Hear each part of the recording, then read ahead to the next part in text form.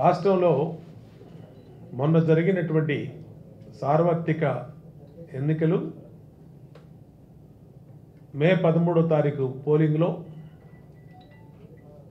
మేధావులు కానీ అలాగే జాతీయ మీడియా కానీ అనేక మంది క్రెడిబిలిటీ ఉన్నటువంటి సర్వేలు కానీ దాదాపు 15 సర్వేలు ఎన్డీఏ కూటమి అధికారంలోకి వస్తుంది,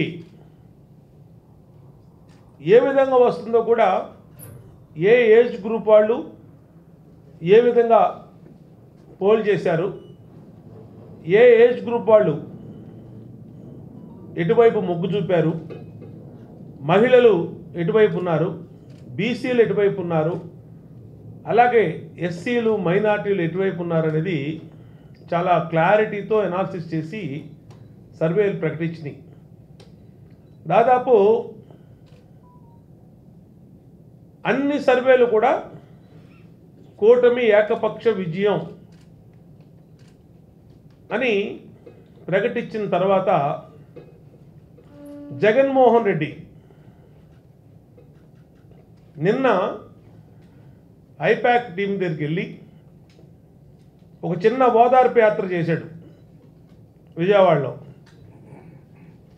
ఎందుకంటే ఐపాక్ టీం వాళ్ళందరూ కూడా ఈ సర్వేల్ని అనాలిసిస్ చేసి అన్ని రకాలుగా ప్రశాంత్ కిషోర్ మొదటి చెప్పాడు, అలాగే అనేక సీనియర్ జర్నలిస్టులు చెప్పారు, మీడియా చెప్పింది, అలాగే ఇవాళ ఐపాక్ టీము అదే నిజమైందనేది అందరూ దీంట్లో ఉంటే ఈనాళ్ళ ఓదార్పు యాత్రకు వెళ్ళి వాళ్ళని ఓదార్చి బయటకు వచ్చి ఏడవలేక నవ్వుతూ జగన్మోహన్ రెడ్డి మొత్తం సీట్లు మాయే, మొత్తం గెలుస్తున్నాం, చరిత్ర సృష్టిస్తున్నాం, జూన్ 4వ తారీఖు దేశం మొత్తం ఏపీ వైపు చూస్తుంది అన్నాడు. ఓకే, నీ నమ్మకం నీకు ఉండొచ్చు, నీకు నమ్మకం ఉంటే జూన్ 4వ తారీఖు నాడు తెలుగుదేశం పార్టీ కూటమి విజయం సాధించిన తర్వాత నీ భాషలో చెప్పాలంటే తెలుగుదేశం విజయం సాధిస్తే నా వైసీపీని మూసేస్తానని చెప్పి ఎందుకు మాట్లాడవు? నువ్వు కోసిన కోతలకి నీ వెనకాల బొత్స సత్యనారాయణ ఉన్నాడు, ఒకసారి ఫోటో చూడు, ఏడుపు మొహం వేసుకున్నాడు బొత్స సత్యనారాయణ. అట్లాగే పెద్దిరెడ్డి రామచంద్రారెడ్డి మొత్తం అయిపోయింది, ఇంకా 4 రోజుల్లో మొత్తం మనకి మన అటెండర్ కూడా సెల్యూట్ కొట్టడం అని ఒక నిర్ణయానికి వచ్చేసిన ఫేసులు నీ వెనకాల కనబడుతున్నాయి. నీకు ఐపాక్ ఆఫీస్ లోపల చెప్పింది కూడా అదే చెప్పారు. లోపల ఓటమి ఖాయం వైసీపీకి, వైసీపీ చేసిన అరాచక పాలన 5 సంవత్సరాల పరిపాలన ప్రజలు విసుగెత్తిపోయారు అన్ని రకాలుగా, ఒక రకం కాదు. మొన్నటికి మొన్న ఫైల్స్ తగలబెడితే మేమే చీఫ్ సెక్రటరీ గారికి రిటర్న్ కంప్లైంట్ ఇచ్చాము. ఇప్పుడు అప్గ్రేడ్ అనే వంకతో, ఏం అప్గ్రేడ్, నీకేం అవసరం అయ్యా ఇప్పుడు జగన్మోహన్ రెడ్డి, నీకేం అవసరం అప్గ్రేడ్ అంటే? ఇప్పుడు గుర్తొచ్చిందా? చివరి 4 రోజుల్లో ఇంకొక 10 రోజుల్లో ఓట్లు లెక్కింపు సమయంలో నీకు ఇప్పుడు అప్గ్రేడ్ గుర్తొచ్చిందా అని అడుగుతా ఉన్నా. దీని వెనకాల కుట్ర ఏంటి?